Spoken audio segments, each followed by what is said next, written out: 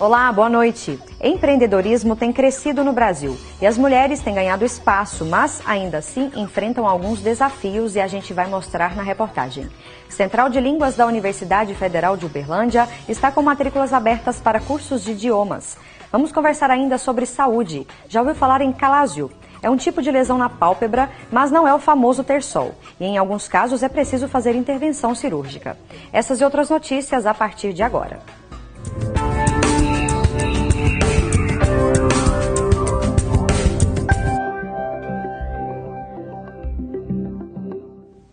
O empreendedorismo tem ganhado fôlego no Brasil.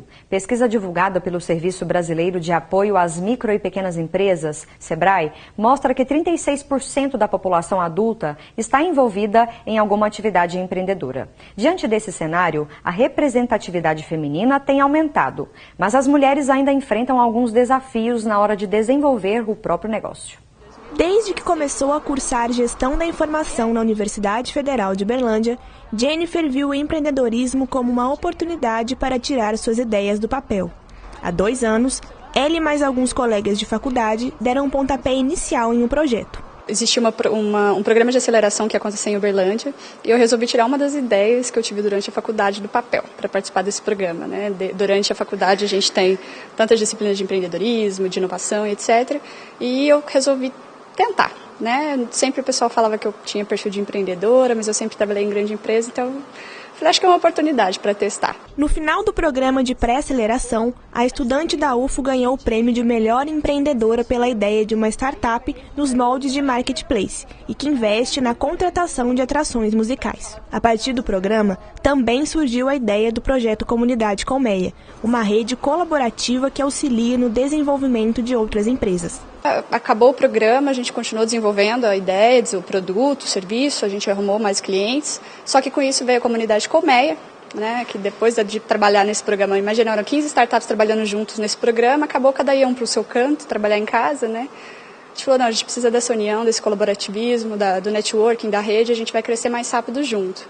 E aí surgiu a Comunidade Colmeia no final de 2016, com um evento junto com uma associação de startups.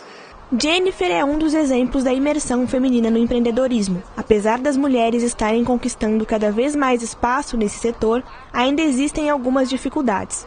Segundo uma pesquisa divulgada em 2016 pelo Serviço Brasileiro de Apoio às Micro e Pequenas Empresas, o SEBRAE, no Brasil, homens e mulheres têm apresentado quase as mesmas taxas de empreendimentos em fase inicial, sendo que elas empreendem quase 1% a mais do que eles.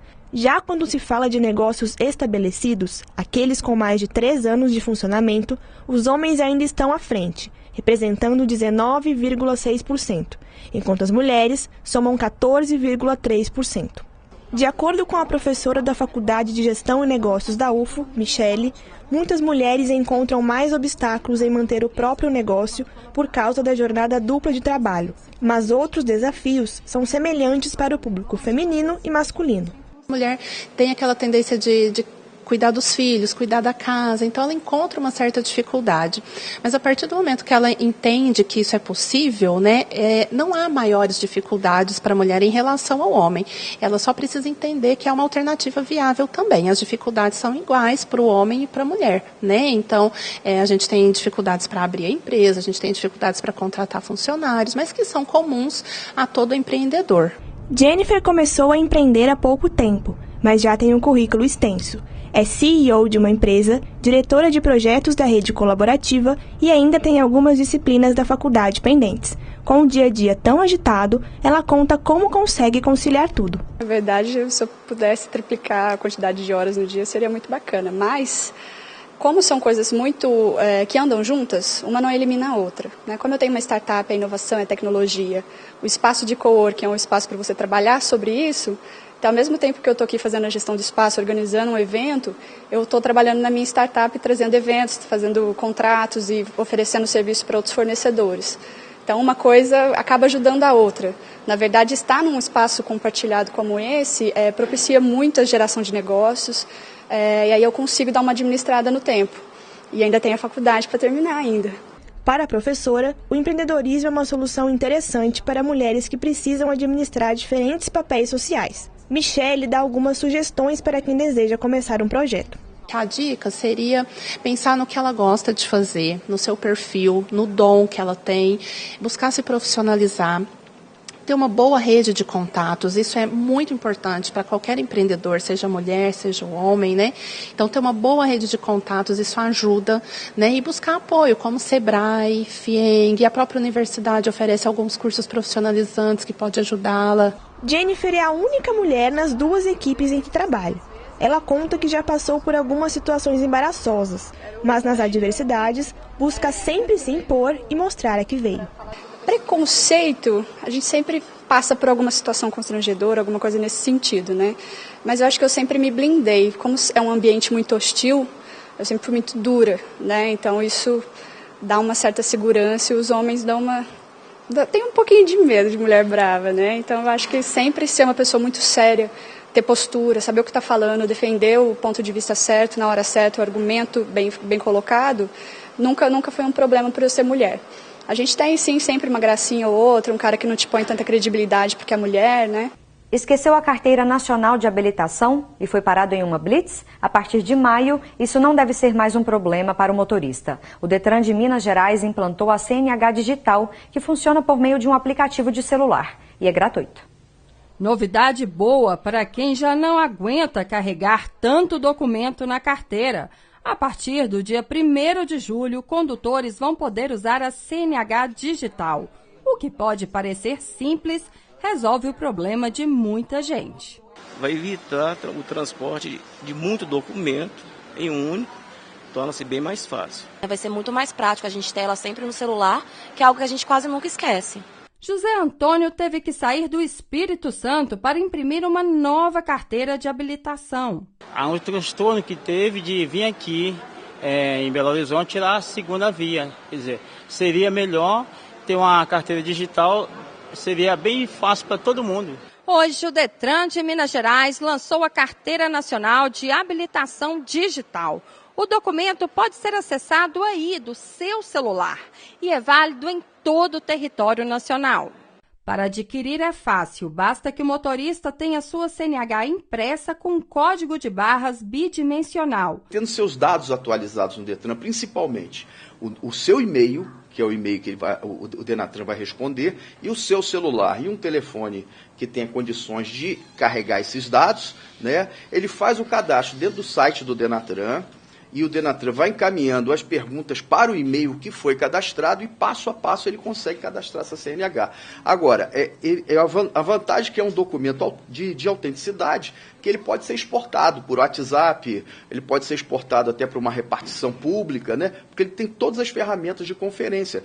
Mas quem não possui esse código de barras não precisa se preocupar. Quem não tem o QR Code, né, pode aguardar normalmente o vencimento da sua carteira e a próxima carteira dele com certeza virá dessa forma com a conferência do QR Code, mais outras alterações que tiveram para dificultar qualquer falsificação, ou pode pedir a segunda via, né?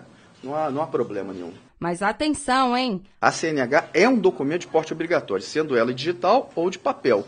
Se a pessoa na hora, o seu celular está descarregado ou não tem, está quebrado, alguma coisa assim, será entendido como ele não está portando. E isso acarreta em 3 pontos na carteira, uma multa de R$ 88,00 e recolhimento do veículo. Agora um recado para você que está pensando em começar algum curso de idioma. As matrículas da Central de Línguas do Instituto de Letras e Linguística da Universidade Federal de Uberlândia já estão abertas e as aulas começam em março. A Central de Línguas oferece cursos de vários idiomas para a comunidade acadêmica e de fora da UFO. Quem tem mais informações é o professor Sérgio Marra de Aguiar. Professor, quais os cursos oferecidos e o prazo para fazer a matrícula? Os cursos oferecidos são inglês, francês, alemão, espanhol e libras. Qual o prazo para fazer a matrícula? De 5 a 28 de fevereiro, para os alunos ingressantes e para os alunos veteranos. E o pessoal faz presencialmente? Precisa ter alguma etapa anterior? Como é que é? Sim, inicialmente o aluno vai até o site da CELIM, da Central de Línguas, e ele tem que baixar um contrato e trazer pessoalmente na Secretaria da Central de Línguas no Bloco G do Campo Santa Mônica. E para quem já tem algum conhecimento do idioma que deseja fazer, como é que é o procedimento? Então, para aqueles alunos que já têm uma iniciação no idioma, será oferecido o teste de nivelamento. As inscrições para o teste serão do dia 5 a dia 12 de março, antes do início das aulas, que vai acontecer no dia 17 de março. E o pessoal pode fazer mais de um idioma? Como é que é? Sim, pode. O aluno ele pode se inscrever em mais de um idioma. Na verdade, ele escolhe o número de idiomas que ele deseja cursar. Obrigada pelas informações, professor. Lembrando, então, que o início das aulas vai ser no dia 17 de março até o dia 14 de julho. No próximo bloco, vamos conversar com uma médica oftalmologista sobre calásio. Já ouviu falar? É um tipo de lesão na pálpebra, mas é um pouco diferente do famoso terçol. Já já você vai saber.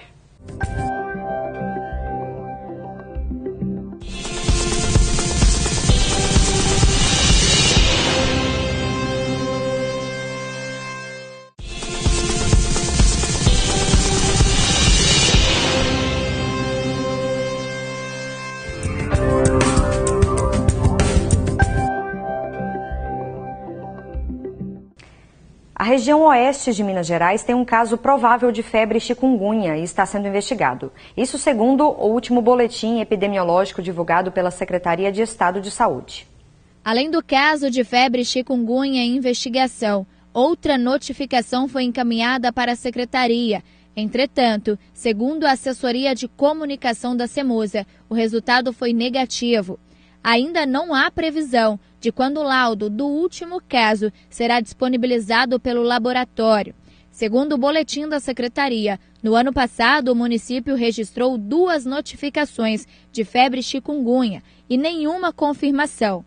Além disso, o boletim aponta até o momento 12 casos prováveis de dengue sendo investigados na cidade. O ano passado encerrou com 85 notificações da doença.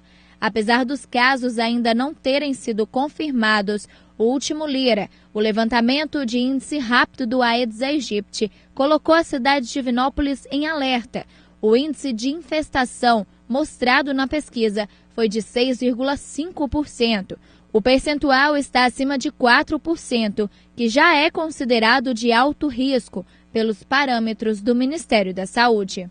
E ainda sobre saúde, o assunto de hoje é calásio, um tipo de lesão na pálpebra, mas que é um pouco diferente do já conhecido terçol. E em alguns casos pode ser necessário fazer intervenção cirúrgica. Nós convidamos a médica oftalmologista, a doutora Raquel Souza Nunes Paiva, para explicar um pouco mais para a gente, né, doutora Raquel? Uma boa noite. Boa noite. Obrigada pela presença. Eu agradeço. Bom, é um pouco diferente do terçol, mas nem tanto, né? O terçol é um quadro mais agudo, tá? Um surgimento bem súbito, com pus, com inflamação, com dor.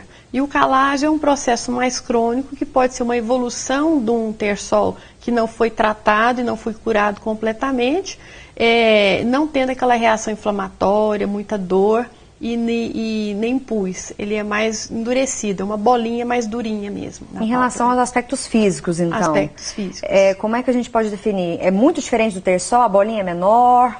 No caso do terçol, ela tem uma bolinha de pus, ela vê aquela bolinha amarelinha, né?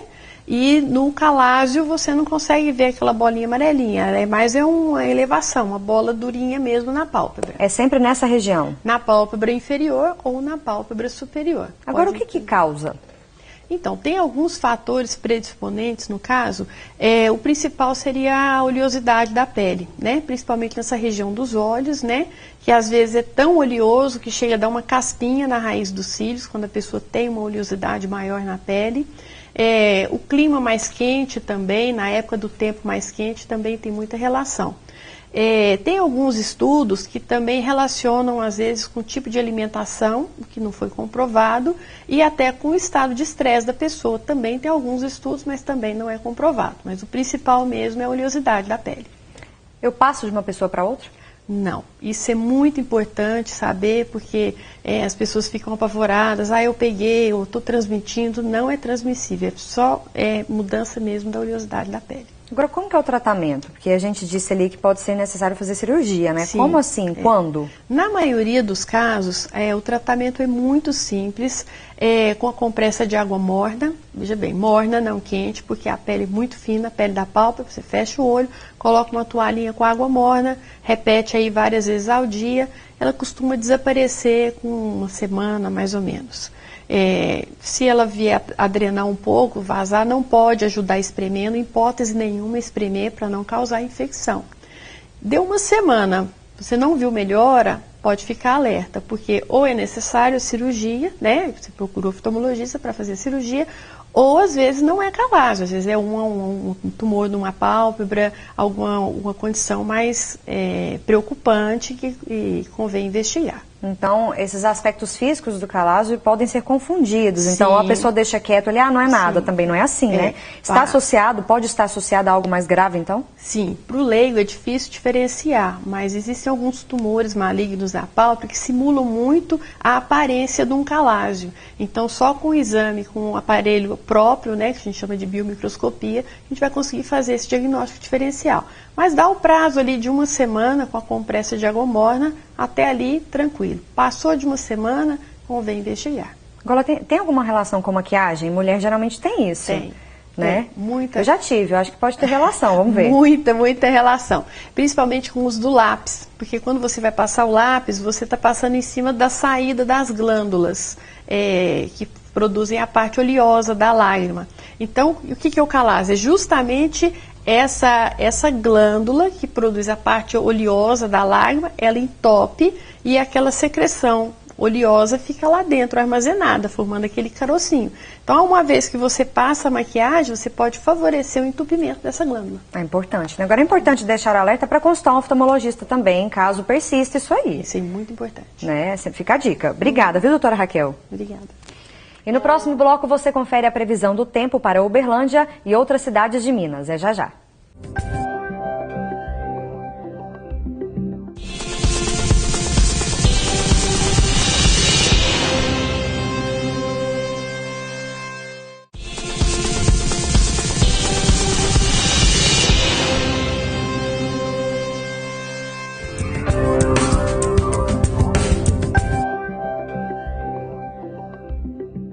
E agora vamos saber como fica o tempo amanhã em Uberlândia e em outros municípios do estado. Olha só.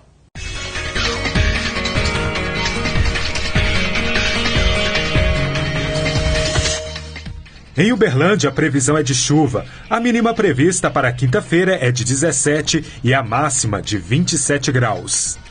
Em Paracatu, está previsto chuva forte. As temperaturas variam entre 19 e 32. Muitas nuvens e pancadas de chuva com trovoadas em Araporã. A mínima prevista é de 19 e a máxima pode chegar aos 31. Em Patos de Minas também deve chover. A temperatura varia entre 17 e a máxima de 27 graus. Em Araguari, a probabilidade de chuva é de 90% e o tempo fica parcialmente encoberto. Mínima de 16 e a máxima de 26 graus.